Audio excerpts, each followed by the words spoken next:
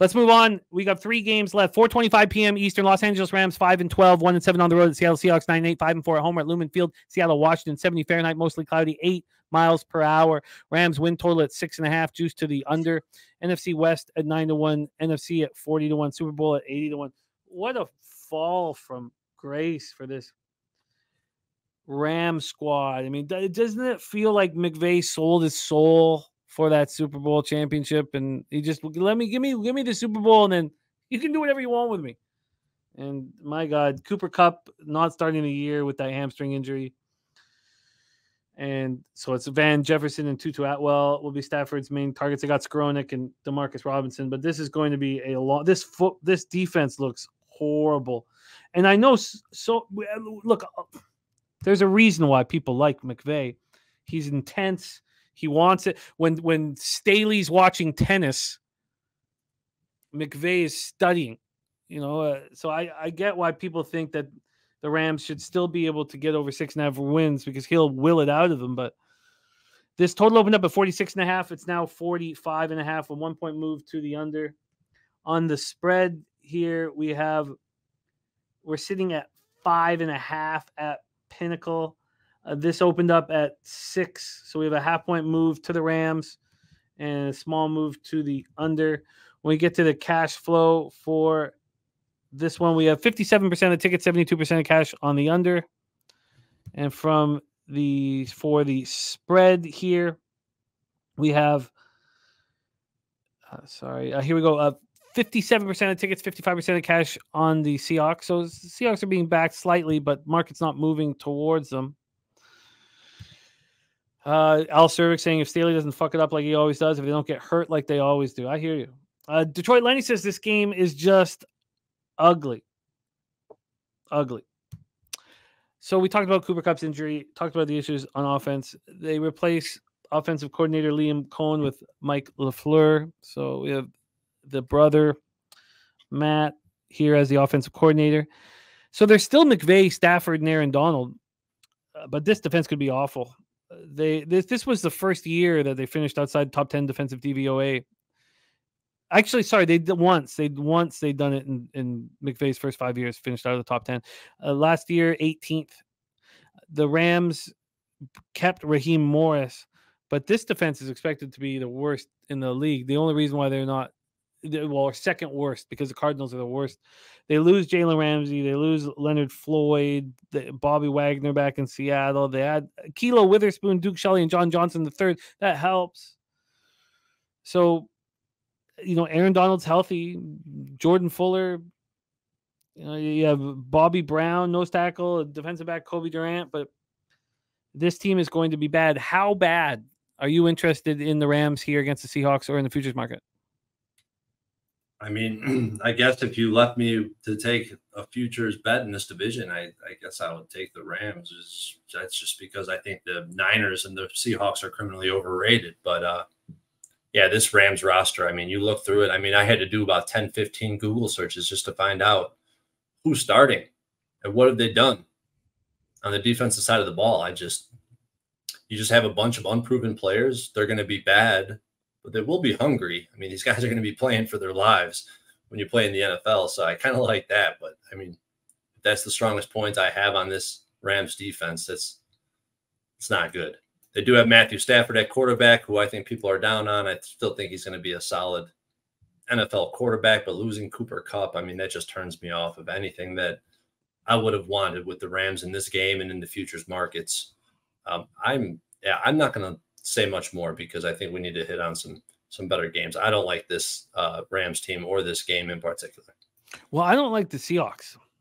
Me neither. But that is not going to get me towards the Rams. I don't like the Seahawks this year. I do not think they'll find that great story that they were last year. Their win total at 9.5, juice to the under. Maybe I look at getting going under 8.5 at plus money. Maybe I'll have to think about it. NFC West at plus 220, NFC plus 1,200, Super Bowl plus 2,800. But maybe I'm just being harsh on them. I grew up 3 hours away or 2.5 hours away from Seattle, and Largent and Craig were my guys. Johnny Gunn says he's really high on the Seahawks team this year. He took them to win the division, the conference, and the Super Bowl. Gino's been improving year by year, game by game. This is no I love what Geno's done. My dislike of what's happening in Seattle has nothing to do with Geno. I think he's been a leader and he's been great. And their home field is no longer, for whatever reason, making people money. If you cut out the year where nobody was there, or no one in the stands, of course, because of the pandemic, 17, 23-1 against the spread over the last 5 seasons with fans in. Geno Smith was great last year, 69.8%, 4,282 yards, 30 touchdowns, 11 picks. DK Metcalf and Tyler Lockett each had 1,000-yard receiving. And then they bring in Jackson Smith-Njigba, 20th overall out of Ohio State. He could be excellent. You have Kenneth Walker and Zach Charbonnet sharing the carries. Look, that's all very talented and strong. But the offensive line needs to be better this year, and they did not do enough in the offseason to make that happen. I don't know why. For the life of me, I don't know why. Hasn't this been the problem for year after year after year? People saying, Pete, why are you not protecting your core? Why are we not having a stronger offensive line? I mean, every single year, it's the same old shit. Geno Smith got hit 4th most in the NFL. He got hit a ton. The Seahawks defense let them down continually last year. They got worse and worse. Clint Hurd's group got worse every game, it seemed like. They've done nothing to fix that.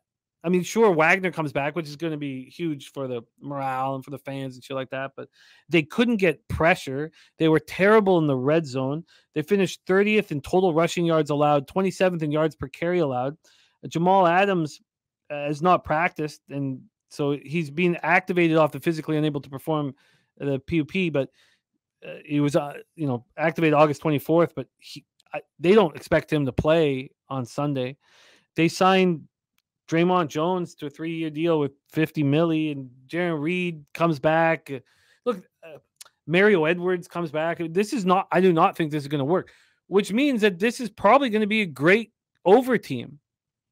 I'm not going to. Maybe they smash the Rams because the Rams are trash, but I hope they do. I hope they win by 40 points. I hope they look great so I can fade them in week 2. I'm not a believer in these Seahawks. Do you want to touch on the Seahawks before we get into the big Sunday nighter? Yeah. The only thing I got to say on the Seahawks team is that they're overvalued in the market. I mean, it's pretty obvious.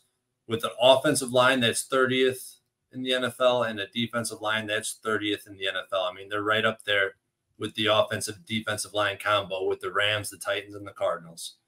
They're really bad, and that's not a team I'm going to get behind. And I think that last year was a little bit fluky. I'm not going to bet against them week 1, to your point.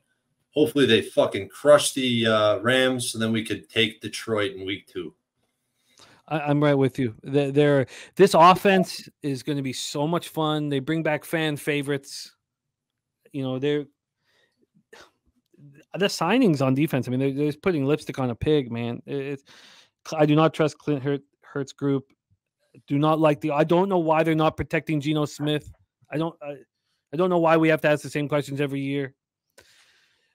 So that's what I think. Let's Saturate says name 3 Rams wide receivers without looking. I gave you Skronik. Doesn't that count for something? Skronik?